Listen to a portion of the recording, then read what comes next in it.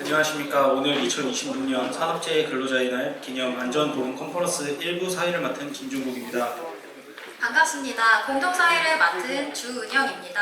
바쁘신 일정에도 자리를 빛내주신 내빈 여러분과 산업안전보건 관계자분들께 진심으로 감사드립니다.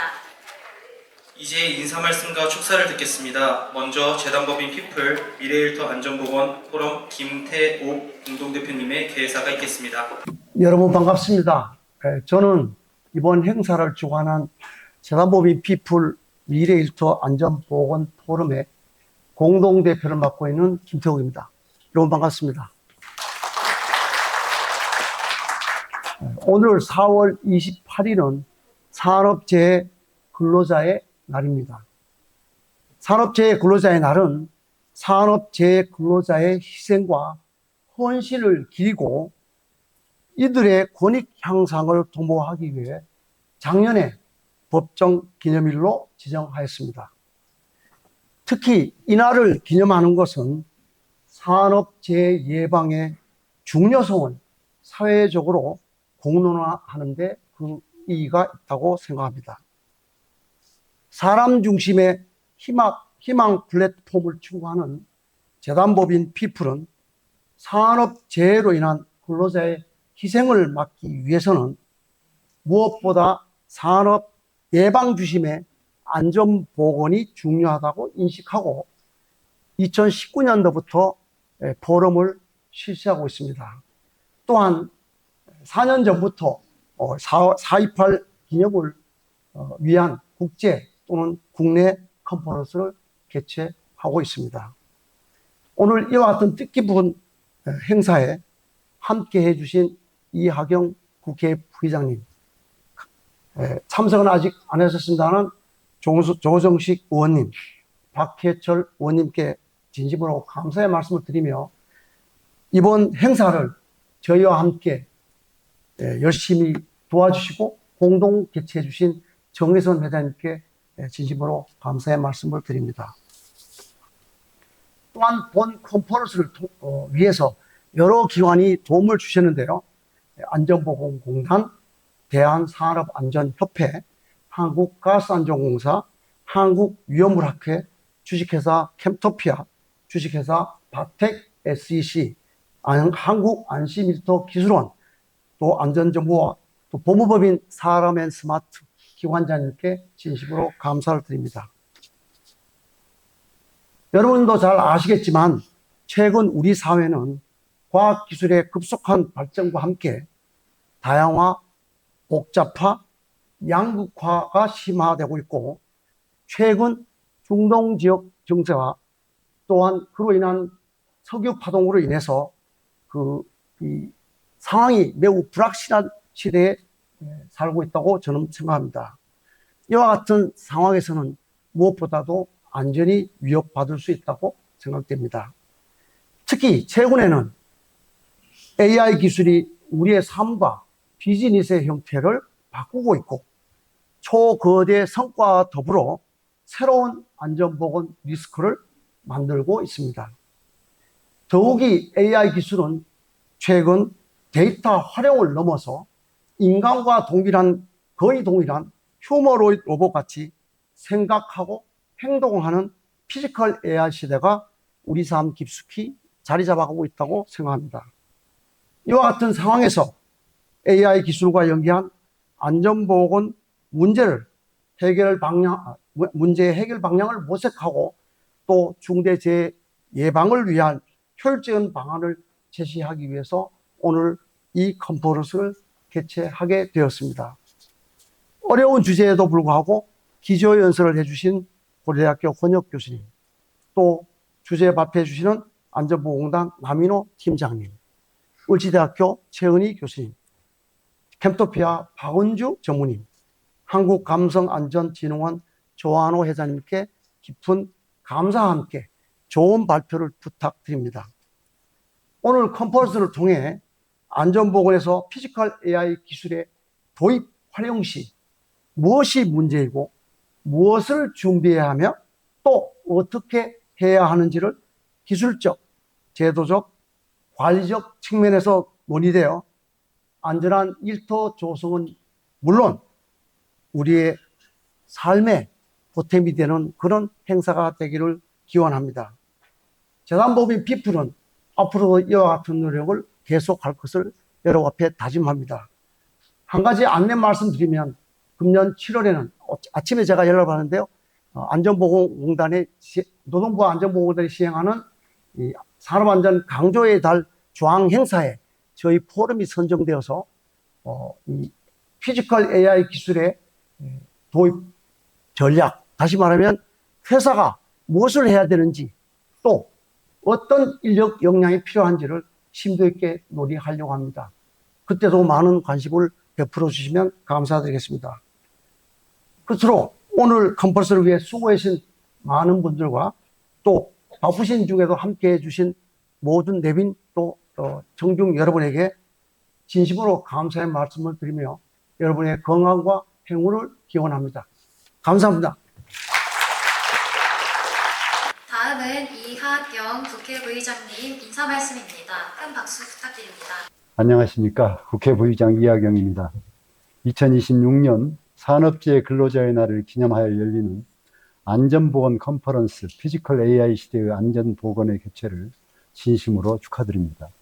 뜻깊은 행사를 마련해 주신 조정식 박해철 의원님, 그리고 재단법인 피플 김태옥 대표님, 그리고 도움을 주신 많은 분들 고맙습니다. 우리 산업 현장은 거대한 전환점을 맞고 있습니다. 이미 조선업 일부 공정에서는 용접 로봇이 도입되고 있고 로봇계가 작업장을 순찰하며 위험을 감지하는 방안까지 검토되고 있습니다. 머지않아 피지컬 AI는 현장 곳곳에서 인간과 함께 호흡하며 일하는 동료가 될 것입니다. 그러나 기술의 발전이 반드시 노동자의 안전과 권익 향상으로 이어지는 것만은 아닐 것입니다. 로봇과 인간이 섞여 일하면서 발생할 수 있는 충돌이나 오작동, 그리고 AI 오류로 사고가 났을 때 누구에게 어떻게 책임을 물어야 할지 등 우리가 선제적으로 대비해야 할 과제가 참 많습니다. 기술이 아무리 눈부시게 발전하더라도 그 중심에는 늘 사람이 있어야 합니다. 노동자의 권익과 안전이 AI 전환의 최우선 가치가 되어야 한다는 점을 잊어서는 안 됩니다. 오늘 이 자리에서 나누는 여러 논의들이 다가올 시대를 준비하면서 든든한 밑거름이 되기를 바랍니다.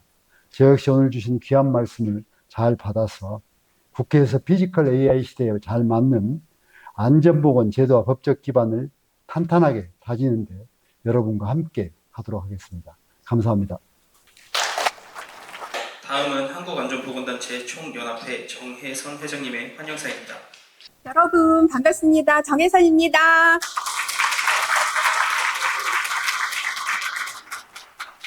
이렇게 많은 분들이 오늘 날씨도 좀 쌀쌀하더라고요. 바람도 많이 부는데 이 넓은 국회 도서관 대강당에 이렇게 함께 해주셔서 감사의 말씀을 드립니다.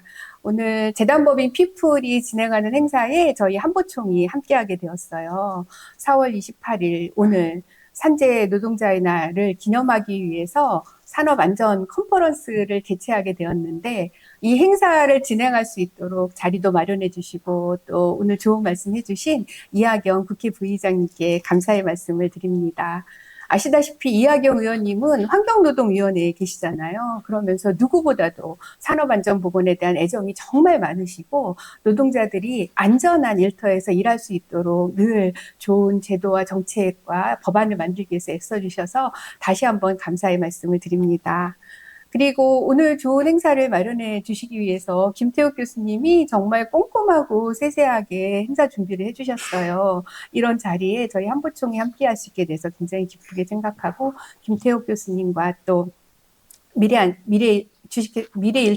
피플에 감사의 말씀을 드립니다. 산재 근로자의 날은 정말 단순한 기념일을 넘어서 산재로 사망하고 산재로 부상을 입으신 분들을 추모하고 애도하는 그러한 날이죠. 그래서 산재로 인해서 동일한 재해가 발생하지 않고 또 산재 노동자들을 산재 노동자들이 생기지 않도록 하기 위한 예방의 의미가 굉장히 크다고 생각을 합니다.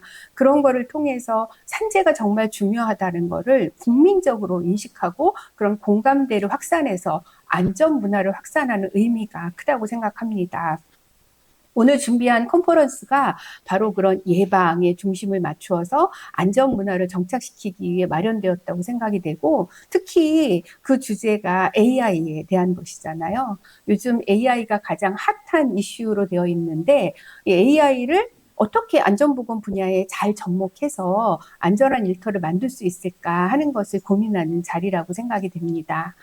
지난 3월 달에 저희 한국안전보건단체 총연합회에서 한국 갤럽에 의뢰해서 국민안전인식도 조사를 진행을 했거든요.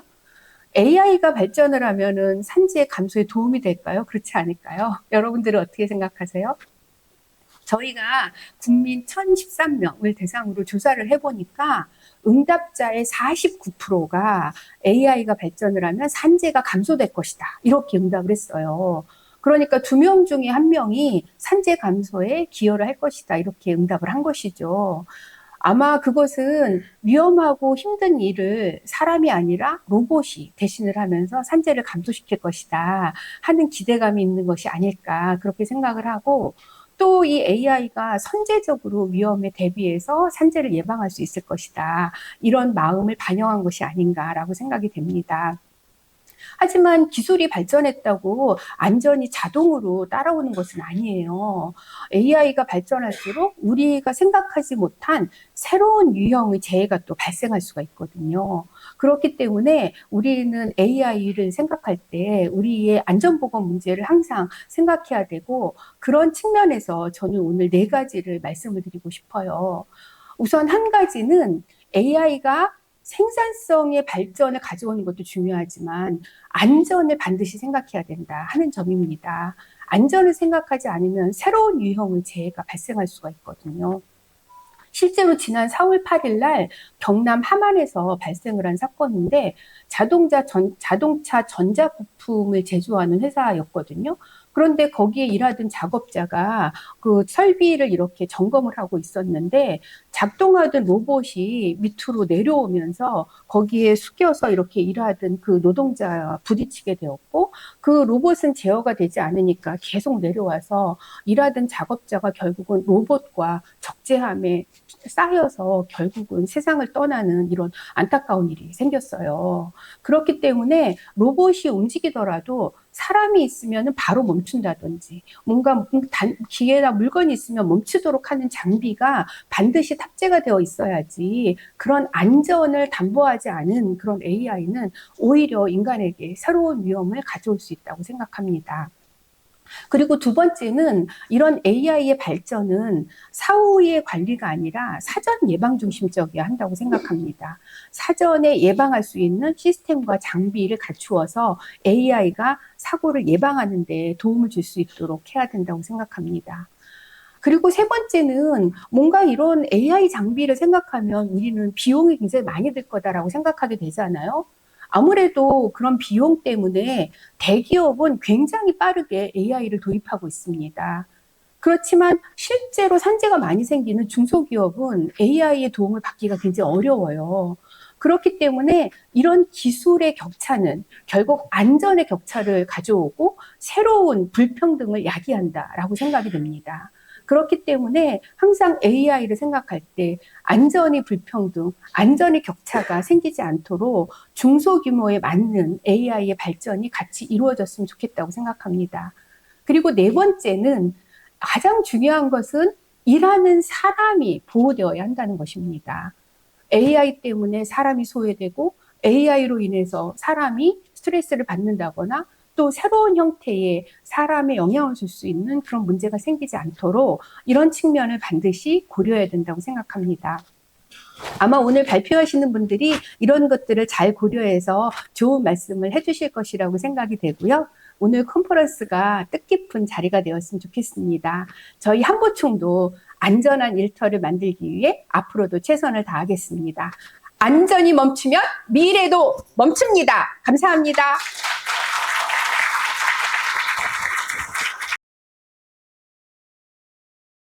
예, 반갑습니다. 방금 소개받은 고려대학교 권혁교수라고 합니다. 이렇게 귀한 자리에 또 이 큰 행사에 불러주셔서 너무 감사하고요. 또 더불어서 산업안전이라는 게 얼마나 중요한 시대적인 숙제이자 과제라고 하는 것을 새삼 절실하게 느끼게 됩니다. 여기 계신 분들께서는 어쩌면 이제 산업 안전에 관한 여러 법 제도들에 대해서는 다소간에 생소하실 수도 있을 것 같습니다. 돌이켜보니까 제가 한 2010년 정도에 산업 안전에 관한 법 제도 연구를 처음 시작했고요. 그때 제가 이런 얘기도 들었습니다. 이제 정부 회의였는데요. 여기는 안전하는 회의인데 법하시는 분이 왜 오셨습니까? 이렇게. 제가 그 얘기도 들었습니다. 근데 이제 왜 그런 것이 기억이 나는가? 이게 노동법이 처음 생겨날 때도 똑같았는데 뭐 이런 생각을 좀 했는데요. 오늘 제가 여러분들께 산업안전에 관한 법 제도가 어떻게 생겨났고 지금 고민은 뭐고 앞으로 AI 시대에서 산업안전에 관한 법 제도는 어떻게 바뀌어갈 것으로 생각된다라는 취지의 말씀을 몇 가지 드리도록 하겠습니다.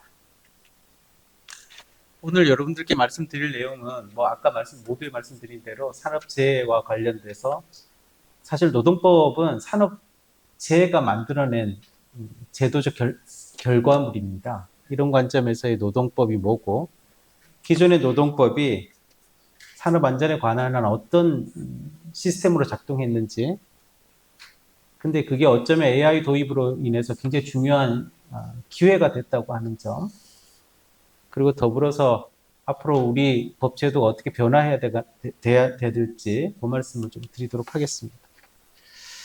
이 보이실지 모르겠네요. 이 산업혁명이라고 하는 시대적인 어떤 여러 역사적 사건이 발생하면서 인류사적으로 보면 굉장히 큰 기회, 엄청난 이제 자본의 축적이라고 하는 기회가 생겼긴 했지만 그로 인한 부작용도 그 못지않게 훨씬 심각했던 것 같아요. 이제 공장이라는 게 만들어지면서 엄청나게 많은 생산물이 만들어지기 시작했지만 그 생산물을 만드는 과정에서 특히나 아동이나 여성에게 치명적인 산재가 발생을 하게 됩니다. 그 당시에 가장 활성화됐던 산업 영역이 광산업. 여기 광산업의 사진 밑에 보시면 주로 아이들이죠. 왜냐하면 아이들은 등치가 작기 때문에 채굴 공간에 들어가기가 굉장히 용이했기 때문입니다. 더불어서 아이들은 굉장히 인건비가 쌌던 거죠. 그 다음 다른 한편에서 저 사진을 보면 방직 공장에서 아이들이 일하고 있는 모습입니다. 전부 다 폐병에 걸리게 되는데요. 이렇게 되면 이제 경찰이 돼야 될 인력들, 군인이 돼야 될 인력들이 성장을 못하게 됩니다. 이렇게 되면서 사회적인 치안 상태가 굉장히 불안해지는 거고요. 이게 계기가 돼서 산재가 발생했다든가 아니면 실업자, 구직자들이 많이 늘었다라고 하면 이때부터 이제 사회 안전망이 무너졌다 이렇게 표현을 하게 됩니다. 사실 이렇게 자본이 쌓이는 과정에서 가장 불편했던 주체는 사실 두 부문에서 발생합니다. 첫 번째가 국가, 군인들이 이제 양성되지 못하는 측면이 있고요. 두 번째는 사용자들입니다. 왜냐하면 자신의 생명과 신체의 안전을 담보하기가 굉장히 어려워지는 거죠. 이 과정에서 노동법 체계가 처음 이제 모색이 됩니다. 그 계기가 된 게 방금 앞전에 봤던 이 그림에서 세들러 보고서입니다. 이 당시에 아이들이 어떤 상황에서 공장에서 일하고 어떤 여건에서 공장에서 일하고 있는가 요게 계기가 돼서 처음 노동법상 아동근로보호법이라고 하는 게 만들어지고요. 그 다음번에 모성근로보호법, 여성들의 임산율이 현저히 떨어지기 때문에 발생하는 그 법 체계의 근거가 된 보고서가 좀 세들러 보고서입니다. 사실 지금까지 우리 노동법제는 산업안전에 관한 한 규제 중심의 사후 억제 기능을 주된 자신의 역할로 삼았던 것 같습니다. 근데 이런 어떤 규제 방식은 굉장히 클래식한 방식입니다. 여러분들이 흔히 이제 예방규범이라는 개념하고 사후 제재규범이라는 걸 개념적으로 많이 들으셨지만 실제로 와닿지는 않는 거죠. 원래 산업안전보건법 같은 예방규범은 스스로 그 규범의 내용을 학습해야 됩니다. 난간의 높이가 90cm라는 걸 학습해야 됩니다. 그러자면 굉장히 중요한 것은 그 수교자들이 그걸 학습하고 따르고 혹시나 이게 위반된 것이 없는지 스스로 살펴야 됩니다. 능동성이 굉장히 중요합니다. 여기에 비해서 제재규범의 특징은 직관적으로 이게 잘못됐다는 걸 압니다. 사람을 살해하면 안 되는 거죠. 이걸 꼭 살펴봐야 되는 건 아닙니다. 우리 산업안전보건법은 설계 그 자체는 예방규범으로 설계가 됐습니다. 그러니까 굉장히 중요한 것은 어떻게 하면 위험이 존재하고 사고가 발생하지 않을지 스스로 살펴야 되고 어떤 게 기준인지를 암기해야 되는 또 그 규범을 기준을 지키도록 스스로 촉구해야 되는 그 기능이 굉장히 중요하고 그걸 작동하기 위한 하나의 방안으로 모색된 게 사실은 제재입니다. 근데 지금까지 우리 산업법상의 제재는 사후적인 억제 기능에 집중했기 때문에 사업주한테 겁을 준 거죠. 대신 사업주가 산업안전에 관한 예방 조치를 지켜야 되겠다고 하는 모티브, 계기를 주진 않았습니다. 왜냐하면 사후 제재 중심이다 보니까 사고 나면 어차피 처벌받는 거고 사고 안 나면 안 지켜도 되는 겁니다. 이렇게 되니까 산업재해에 대한 비용이라고 하는 것은 아낄 수 있는 공간으로 이해가 되는 거죠. 첫 번째, 가장 큰 문제가 겁만 줬다, 지금까지. 두 번째 고민거리는 지금 이제 중첩법 관련해서 나오는 얘기하고 똑같죠. 산재, 산업안전에 관해서 왜 로펌한테만 돈을 주고 있는가. 왜냐하면 오로지 리걸 리스크만 관심이 있는 거죠. 세 번째는 뭐냐면 사실 2010년 이전의 우리 모습이기도 합니다. 산업안전에 관해서는 안전하는 분들의 고유한 영역이다. 굉장히 안전을 공학적이고 기술적으로 접근했던 측면도 있습니다. 왜 이 말씀을 드리냐면 안전에 대해서 정작 수많은 일반 근로자들과 수많은 일반 사용자들이 충분히 이걸 문화화, 인식, 당연한 어떤 생활 인식으로 받아들이지 않은 상태에서 안전의 규범이 얹어지는, 그러다 보니까 어떤 저변에서 안전에 관한 의식이 상대적으로 낮은, 어쩌면 지금도 그런가 물으면 저는 조금 많이 바뀌었다 이런 생각을 하지만 충분하냐 물으면 그렇게 쉽게 단정하기는 어려울 것 같습니다. 그럼에도 불구하고 산업안전보건법은 큰 중대한 몇 가지 고비를 건넙니다. 첫 번째가 산업안전보건법의 적용 범위를 확대시키고, 여기서 정작된 게 이제 좀 논쟁적인 주제이긴 하지만 도급을 직접적인 규제, 산업안전의 규제의 대상으로 삼는 이제 소위 2019년 위험의 외주화를 염두에 둔 도급에 대한 산업안전 보건에 있어서의 제재, 제어, 이런 관점에서의 법 개정이 있었습니다. 크게 내용은 4가지죠. 너무 잘 아실 겁니다. 원래 도급은 노동법의 규제 대상이 아니지만 적어도 산업안전에 관해서는 규제의 대상으로 삼겠다는 거고요. 두 번째는 그렇기 때문에 도급인이 소급인의 근로자들을 위해서 무엇을 해야 되는가에 대해서 일일이 적어 놓겠다는 거고요. 세 번째는 적어도 위험한 업종에 관한 업무에 대해서는 하청 근로자들에게 맡기지 말고 원청 직접 수행하라는 거고요. 네 번째는 적어도 안전에 관해서 참여가 굉장히 중요한데 이때 원하청이 같이 협업하라라고 하는 메시지로 담았습니다. 근데 여기에 그치지 않고 아주 극단적으로 억제 기능을 확대시킵니다.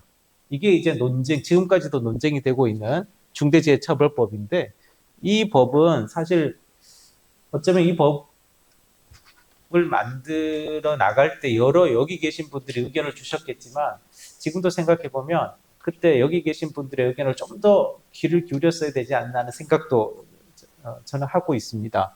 근데 어쨌든 이 중대재해처벌법은 크게 세 가지 내용을 담고 있습니다. 너무 잘 아시겠죠? 경영 책임자의 안전보건 확보 의무라는 게 뭔지, 중대산업재해라고 하는 것을 어떻게 예방할 것인지, 세 번째는 아주 엄중한 제재를 통해서 위화력을 확보하겠다고 하는 그 세 가지 내용을 담고 있습니다. 사실 이 법은 왜 중대산업재해가 발생하면 중대재해가 발생했음에도 불구하고 경영 책임자는 책임을 지지 않는가, 이런 이제 다소 감성적이라고 볼 수도 있는 이 질문에 대한 대답이기도 했었습니다. 그러다 보니까 우리나라 산업재해 예방과 관련된 법 제도 체계는 이원적입니다. 첫 번째는 산업안전보건법이라고 하는 현장에서의 안전보건관리 체제를 규율하고 있는 법 체계고요. 두 번째는 중대재해처벌법이라고 하는 소위 이제 경영 책임자를 향한 산업재해 예방에 관한 의무 규범 체계를 중대재해처벌법으로 2022년도에 규정을 하게 됩니다. 이러다 보니까 가지는 의미는 법 제도적으로는 상당히 유의미합니다. 중대재해가 발생된 직접적 원인이 뭐냐? 이걸 찾는 것 외에 그 직접적 원인 이면에 혹시나 구조적인 원인이 그 이면에 깔려 있지 않는가 하는 것까지도 살펴보라는 거죠. 그러니까 결국은 추락으로 사망했다, 이렇게 하면 추락 방지 시설을 설치해야 될 사람이 누구냐? 지금까지의 산업법상의 어프로치입니다.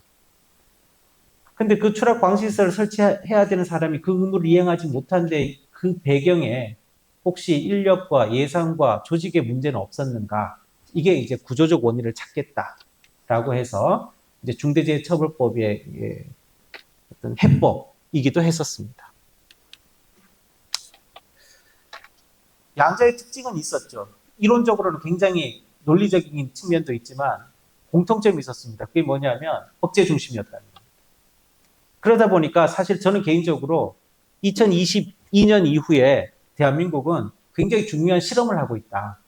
그게 뭐냐면 사후적인 어떤 형사 제재를 강화시키는 것이 산업재해 예방에 정말 실효적인가?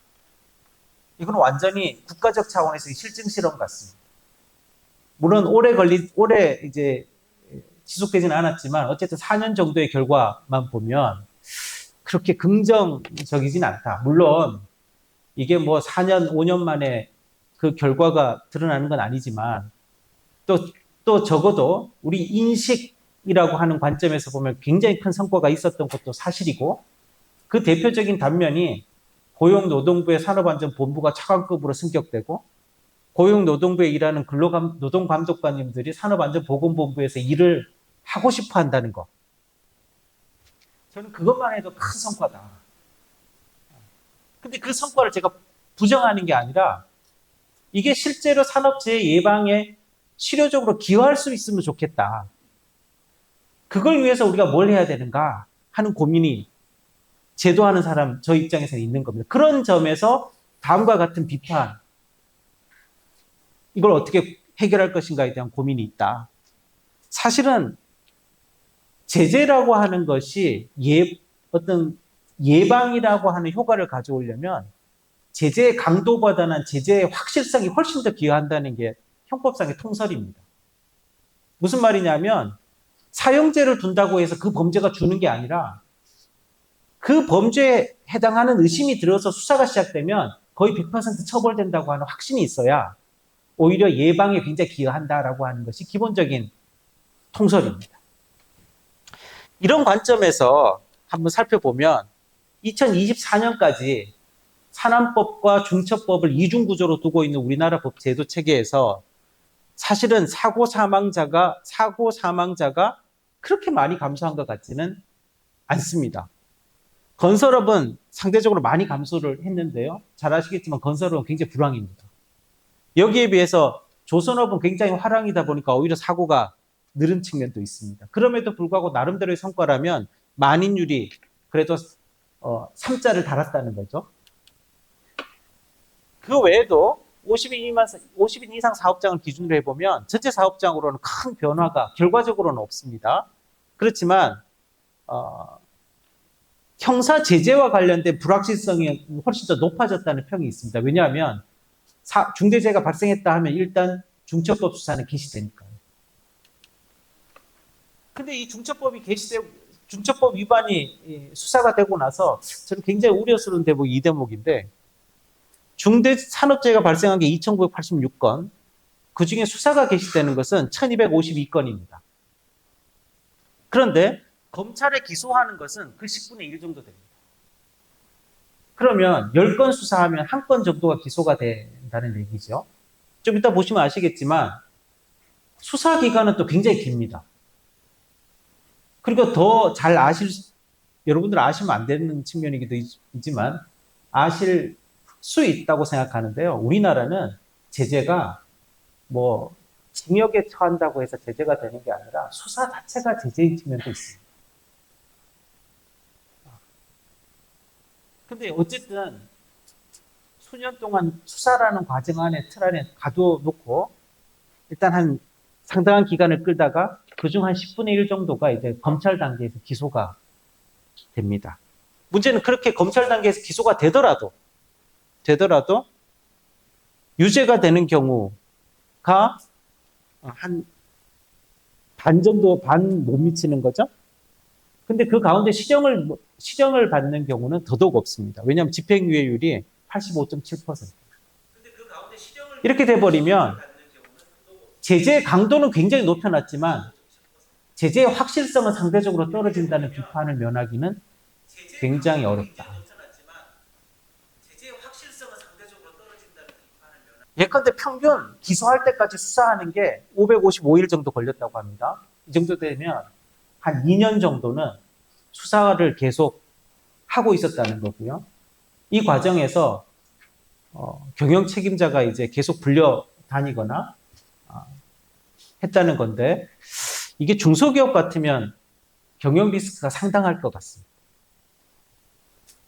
근데 문제는 뭐냐면 그나마 제재가 예방의 효과를 가지고 오자면 제재가 확실해야 되는데 적어도 수사가 개시될 정도가 됐다 이러면 기소가 반드시 이루어져야 되고, 기소가 이루어졌다 그러면 처벌이 반드시 있어야만 이거 예방해야 되겠구나라는 느낌을 주는데, 우리는 적어도 그런 면에서는 충분한 성과가 없었던 것 같다. 그런 의미에서 지금까지 억제 중심의 우리 법 제도 체계는 좀 고칠 때가 된 것 같다라는 말씀을 드리고 싶은 거고요. 그런 맥락에서 우리 과제가 저는 한 5가지 정도 되는 것 같습니다. 첫 번째는 지금까지 고용노동부의 산업안전보건에 관한 행정 역량은 일단 사고가 나면 사후 수습, 사후 책임 추궁. 그럼 사고가 나기 전에는 고용노동부는 뭐 했는가? 사실 고용노동부의 행정 역량이라고 하는 것은 산업재해 예방을 위한 감독에 집중돼야 되는데, 그럼 감독 안 하고 뭐 하고 있었는가? 그런 생각은 들지 않으십니까? 그런 맥락에서 사실은 고용노동부가 해야 될 일은 사고가 나고 나면 그 사고에 대한 책임을 묻기 위한 행정활동이 아니고, 사고가 굉장히 많이 발생할 것 같은 위험이 있는지를 상시로 포착하는, 또 그래서 감독하는 그런 역량이 많이 늘고 그런 역할을 많이 해줘야 되는 거 아닌가. 최근에 이제 국가 경제 사정이 굉장히 안 좋은 영국이 산업안전보건에 관한 행정 역량, 행정 인력을 좀 줄이면서 사고가 굉장히 늘었다고 합니다. 이거는 사고에 대한 책임 중심이 아니라 책임 추궁이 행정 역할이 아니고 사전 감시가 굉장히 중요한 역할이라는 걸 보여주는 대목이라고 생각합니다. 이런 점에서 고용노동부의 상시적이고 아주 적극적인 예방, 감독 역량을 기르는 거 어떻게 이룰 것인가 고민해보자. 두 번째는 경영 책임자로 하여금 중처법이나 산안법이 굉장히 두려운 법이고 겁이 나는 법인데 도대체 뭘 해야 되는지는 모르겠다. 이런 느낌을 주면 안 될 것 같습니다. 오히려 이 법이 이런 규율 체계가 그들로 하여금 어떻게 능동적으로 찾아가면서 산업재해 예방을 위해서 노력할 것인가를 고민하게 만드는 그런 계기가 될 수 있도록 할 수는 없을까. 제가 이제 돌이켜 생각해 보니까 중대재해처벌법 시행령 이렇게 만드는 작업을 할 때 제가 스스로 가졌던 의문이기도 한데요. 우리나라 지하철이 1호선, 9호선 이렇게 있는데 1호선이 상대적으로 굉장히 오래되고 9호선이 상대적으로 굉장히 이제 신규로 만들어진 시설이고 안전에 관해서 9호선이 훨씬 더 이제 안전할 거라고 믿는. 근데 9호선의 경영 책임자는 안전에 관해서 엄청나게 많이 투자하고 정작 위험이 더 많을 것 같은 1호선의 사장님은 투자를 전혀 안 하고. 근데 문제는 사고가 예컨대 9호선에 났다 그러면 어떡하죠? 그랬을 때 9호선의 사장님은 내가 사전에 그래도 예방을 이렇게 열심히 투자하길 잘했구나라는 느낌이 들게 해줘야 되는 것 같은데 이런 방법이 뭐가 있을까? 그런 생각을 했던 기억이 있습니다. 어쨌든 이분들에게 능동적이고 적극적인 참여 또 주도할 수 있도록 하는 모티브를 주는 게 굉장히 중요할 것 같고요. 그 다음에 일단 수사가 개시되면 그거는 유죄를 입증할 수 있을 정도의 전문성을 가지는 수사여야 됩니다. 그 다음 네 번째는 제재 수단도 저는 되게 다원화돼야 될 거라고 생각합니다. 개인으로서 사용자를 형사 제재한다고 하는 것이 어떤 부분에서는 굉장히 실효적이 않은 측면도 저는 있다고 생각합니다. 오히려 그 기업이 산업 안전에 관한 투자가 굉장히 나한테 도움이 된다라고 하는 인식을 주는 게 오히려 더 좋은 수단이 아닐까 그런 생각을 하고요. 가장 큰 고민이 어쩌면 중소기업에 있을 것 같습니다. 왜냐하면 이분들은 아예 지뢰 포기하는 측면도 있기 때문인데요. 이분들에 대해서 어떻게 산업안전보건에 관한 역량을 강화할 것인가 이런 여러 고민들이 켜켜이 쌓여 있는데 마침 너무 좋은 기회가 온 겁니다. 그게 뭐냐면 오늘 말씀드리고자 하는 소위 피지컬 AI와 관련된 논의입니다. 이건 정말 산업안전보건 분야에서는 너무너무 좋은 기회가 온 것 같다. 어떤 측면에서 그런가? 네 가지입니다. 소위 이제 위험에 대한 예측과 예측이라고 하는 것을 훨씬 더 밀도 있게 할 수 있게 됐다. 이거는 사실 AI가 더 잘한다는 의미가 아닙니다. 우리가 그동안 여기 계신 분들의 오랜 경험, 또 직관적인 어떤 판단, 여기에 더해서 보조 요원으로 AI가 또다시 예측에 대한 확신을 강화시켜 주거나 미처 예측하지 못한 부분을 보충해 줄 수 있는 그런 기회가 생겼다. 두 번째는 과거에는 아주 정적인 CCTV를 다는 등의 어떤 정적인 어떤 감시였다. 또는 위험에 대한 포착이었다고 하면 지금은 아주 동적으로 바뀔 수 있게 됐다. 세 번째는 그 이제 실시간 감시 경보 시스템이라는 건 이렇게 이해해 주시면 될 것 같아요. 내 옆에 보조 안전 요원이 옆에 붙어 있는다. 혼자 일하는 게 아니고 이렇게 그 역할을 AI가 해줄 수만 있다면 너무 좋겠다는 거예요. 세 번째는 고위험 작업, 위험한 작업은 1차적으로 피지컬 AI에서 좀 대체돼야 되는 영역이라고 저는 생각합니다. 이 영역은 가장 우선적으로 이제 많이 바뀔 거라고, 대체가 될 거라고 보고요. 그 다음에 이제 가장 안전에 규격화된 작업이라고 하는 걸 수시로 AI를 통해서 제어받는, 이렇게 되면서 사실은 안전에 관한 아주 규격적 활동이 이루어질 수 있는 가능성이 놓였다. 이런 관점에서는 굉장히 혁신적 기회가 있을 것 같습니다. 다만 여전히 과제가 남아있는 거죠. 첫 번째는 뭐냐면 도대체 AI가 혹시 나를 감시하는 건 아닌가? 내 사생활까지 감시하면 어떡하는가 하는 그 과제가 하나 남아있는 것 같고요. 두 번째 제가 더 걱정하는 것은 피지컬 AI라 그러니까 아예 떠넘기려고 그럽니다. 사실 우리가 돌이켜 생각해보면 산업안전보건에 관한 법 제도 체계가 제대로 작동하지 않고 공학적이고 기술적인 영역에 머물렀었던 이유도 어쩌면 안전하신 분들한테 산업안전보건법 상의 제2장에 놓이는 안전보건 체제라는 걸 이용해서 경영 책임자가 아예 저분들에게 떠넘기고 안전에 대해서 저분들이 알아서 떠넘긴 측면이 있지 않은가 하는 그런 고민을 했던 적이 있었거든요. 마찬가지로 피지컬 AI가 나온다고 해가지고 야 안전이 저 AI에 떠넘기자 이건 곤란하다는 거예요. 그런 의미에서 굉장히 중요한 협업 구조를 만드는 거 이걸 되게 깊이 고민해야 될 거다. 더 나아가서 AI가 가진 오류, 편향성 이거는 늘 경계해야 되겠죠. 더불어서 이런 경계하자면 AI와 사람의 협업이 필수적이다. 그런 측면에서 우리가 좀 더 깊은 고민이 필요해 보이고요. 근로자의 어떤 참여, AI를 중심으로 한 어떤 근로자들 간의 어떤 노사 간의 참여라고 하는 것이 굉장히 더 중요하게 나타나게 될 거다라는 생각이 들고요. 더불어서 대기업과 중소기업 간의 격차 못지않게 개별 근로자들 사이에서의 디지털 역량의 차이라는 걸 어떻게 축소시킬 것인가 하는 것도 굉장히 큰 과제가 될 것 같습니다. 저는 최근에 제도하는 사람이 가지는 특징이기도 한데요. 저 같은 사람은 최근까지만 해도 AI가 굉장히 강력한 검색 엔진 정도로 이해를 했습니다. 근데 어쩌면 저처럼 이해하고 있는 의외의 교수들도 굉장히 많습니다. 근데 최근에 저는 생각이 엄청 바뀌었거든요. 아, 이게 우리가 상상을 초월할 수 있겠구나. 근데 제가 왜 이 말씀을 드리냐면 지금 이 시점에도 그렇게 생각하시는 분들이 있다는 겁니다.